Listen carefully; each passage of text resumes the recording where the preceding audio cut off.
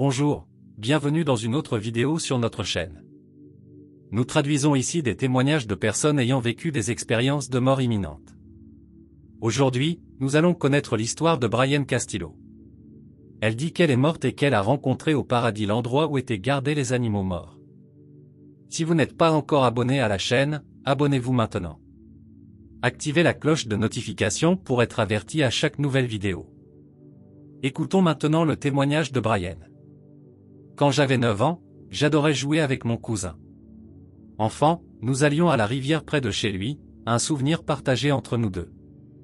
Parfois, nous emportions de la nourriture pour passer l'après-midi à jouer au bord de la rivière.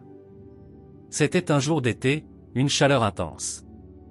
Nous avons décidé de nous amuser dans l'eau. Alors que nous jouions, nous avons rencontré un chien errant. Il n'avait pas l'air agressif, juste affamé. En lui offrant un morceau de pain, le chien s'est soudainement rué sur moi, provoquant beaucoup de peur. Je suis tombé, sans défense, et il a continué à me mordre. J'ai lutté, mais la force de la mâchoire du chien me dominait. Je ne comprenais pas pourquoi une telle attaque agressive, j'étais confus. J'ai découvert plus tard que le chien avait la rage et avait été abandonné par son propriétaire, ce qui expliquait sa fureur. Je sentais ma gorge se déchirer, les crocs prêts à mordre. Mon cousin a essayé de l'éloigner, mais il était trop faible pour ça. Le chien s'est approché à nouveau, je pensais que c'était la fin pour moi. Soudain, il s'est arrêté, comme s'il sentait quelque chose de différent, il a regardé dans une autre direction. Une voix m'a dit de lui donner un coup de pied. Je ne savais pas d'où cela venait, mais j'ai suivi mon instinct. J'ai donné un coup de pied fort, une sensation de force surnaturelle m'a envahi. Le chien a volé et est tombé loin. C'était comme accomplir un miracle. Je savais que ma vie avait été sauvée. Je me suis levé, je ne ressentais pas beaucoup de douleur. Nous sommes rentrés à la maison et, lorsque nous nous sommes approchés, j'ai vu ma famille courir vers moi, mon père avec un fusil et une expression de panique. J'ai expliqué que tout allait bien. Nous sommes allés à l'hôpital de la ville, j'ai reçu rapidement un pansement et nous sommes rentrés à la maison. Le lendemain matin, ma gorge me faisait très mal. Quand ma mère m'a donné de l'eau, j'ai ressenti une peur inexplicable, j'ai refusé. J'ai commencé à transpirer, mon corps tremblait incontrôlablement. Mon père a décidé de m'emmener à l'hôpital. Allongé sur le siège arrière, la tête sur les genoux de ma mère, mon esprit en crise, ressentant de la douleur dans tout le corps. Ma mère tenait ma main fermement, murmurait mon nom, je savais qu'elle avait très peur. J'ai lutté pour ne pas m'évanouir pendant ce long trajet de 30 minutes, c'était mon seul espoir. Je sentais ma vie s'échapper peu à peu. Aux urgences, je me suis allongé sur un lit froid. Quand j'ai senti mon corps trembler, les médecins autour semblaient lointains, ma vision se brouillait. En me réveillant, je me suis vu hors de mon corps, flottant dans les airs, me regardant dans le lit. La douleur avait disparu, une surprise et un désarroi m'ont envahi. Une inquiétude s'est installée, pourrais-je être mort ? Je pensais à ma mère et à ma famille. Soudain, dans le couloir de l'hôpital, j'ai vu ma mère pleurer compulsivement. J'ai essayé de la réconforter, mais sans succès, incapable d'émettre le moindre son. Un désespoir s'est emparé de moi, agitant les bras dans l'espoir d'être remarqué, mais en vain. Incertain si j'étais mort ou comment retourner dans mon corps, je me questionnais sur ma situation. C'est alors que je me suis retrouvé dans un tunnel sombre, sans vision claire. À mesure que je montais, le tunnel devenait lumineux, une ascension vertigineuse. En atteignant le sommet, je flottais au milieu d'une mer de nuages, devant 3 portes dorées. Grandes et ornées de pierres précieuses, elles semblaient infinies. Leur grandeur m'a émerveillé, comme si j'entrais dans un lieu mystérieux. J'ai choisi la porte la plus proche. En entrant, j'ai été confronté à un espace vaste, semblable à un énorme zoo, rempli d'animaux inconnus. Un éléphant, un singe faisant des grimaces, de petits animaux adorables. Et puis, un immense lion s'est approché. Initialement, la panique, mais ses yeux émanaient de la bonté, me calmant. Représentant l'autorité et le pouvoir, sa voix a résonné, « Bienvenue au paradis, mon ami ». Étonnamment, je comprenais ses paroles. Je me suis demandé pourquoi cette communication. Le lion a expliqué, ici, au paradis, il n'y a pas de frontières. Tout le monde a voix au chapitre, investi d'un pouvoir divin. J'ai demandé pour toutes les vies. Le lion a affirmé que toutes seraient sauvées et rédimées, respectées dans ce lieu sacré.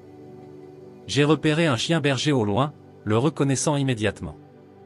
Mon compagnon d'enfance, qui m'a quitté quand j'étais enfant, créant en moi une profonde peine. J'ai couru vers lui, revivant les moments heureux. Je l'ai pris dans mes bras, ressentant sa familiarité. Soudain, il a parlé. Au paradis, il a exprimé sa gratitude pour l'amour et la tendresse que nous avons partagés. Sa mission était accomplie et il devait me quitter. Je ne pouvais pas blâmer mon père pour cet incident. J'ai réalisé que chaque vie a un sens unique, pas seulement les humains, mais tous les animaux ont leur propre mission. Son corps est devenu flou et a disparu dans l'air. Tout autour de moi s'évanouissait lentement. Soudain, une lumière est apparue à ma gauche, m'inondant d'un intense sentiment d'amour, de réconfort et de contentement. Une voix masculine a parlé, disant que mon temps était écoulé. Confus, j'ai demandé qui était là et ce que cela signifiait. La réponse est venue, il était temps de revenir. Je résistais, je voulais rester dans cet endroit d'amour, mais j'ai été confronté à une raison, ma mère avait besoin de moi pour le bien de notre famille. Je savais que je devais revenir. Quand j'ai ouvert les yeux le lendemain matin, j'étais allongé dans un lit d'hôpital. J'ai regardé par la fenêtre et j'ai vu Jésus. Son aura rayonnait d'une lumière éblouissante, ses yeux débordaient d'amour et de sagesse, ses cheveux dorés et sa barbe, son sourire apportait la paix, comme s'il validait mon choix. J'en ai parlé avec ma mère, elle semblait inquiète, disant qu'elle n'avait rien vu, se demandant si c'était une hallucination. Ces mots résonnaient dans mon cœur. Pourrait-il s'agir d'une hallucination ? Pourtant, mon expérience était si réelle. Beaucoup d'années se sont écoulées depuis cet épisode, mais je me souviens vivement de ces détails, surtout après être devenu volontaire dans une organisation de protection animale. Je comprends profondément le besoin des animaux de notre aide, plus que celui des humains. Ils n'ont pas la capacité de se protéger comme nous. Cette organisation sauve principalement des animaux abandonnés par leurs propriétaires, dont la capacité de survie dans la nature a diminué, nécessitant notre aide pour continuer à vivre. Dans mon travail là-bas, j'ai été témoin de nombreux cas de maltraitance et d'abandon, j'ai vécu des histoires touchantes. Une en particulier m'a profondément marqué. Nous avons trouvé un chien errant dans un endroit isolé, acculé et blessé par la maltraitance. Nous nous sommes approchés avec prudence, essayant de gagner sa confiance, car il semblait méfiant. Il était évident qu'il avait été abandonné depuis longtemps et qu'il se montrait hostile envers les humains. Nous avons consacré du temps et des efforts pour gagner sa confiance, en apportant de la nourriture, de l'eau et en le conduisant à l'hôpital pour un traitement. Avec nous à ses côtés, il a commencé à s'adapter au nouvel environnement. L'hostilité dans ses yeux a laissé place à un regard plus doux, sa queue a commencé à remuer et à exprimer la joie. Une fois complètement rétabli, nous avons commencé à rechercher un foyer approprié. Enfin, une personne gentille l'a adopté, lui offrant un foyer où il pourrait vivre en paix, profitant de l'affection humaine.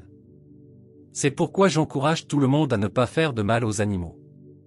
Choisir d'adopter un animal de compagnie, c'est leur offrir un sentiment d'appartenance et de sécurité dans nos familles, leur accordant le droit de vivre dans ce monde comme ils le méritent. Alors, qu'avez-vous pensé de cette histoire incroyable ? Laissez vos avis dans les commentaires. N'oubliez pas de vous abonner à la chaîne. Donnons à plus de gens l'espoir qu'il existe une vie au-delà de ce que les yeux peuvent voir.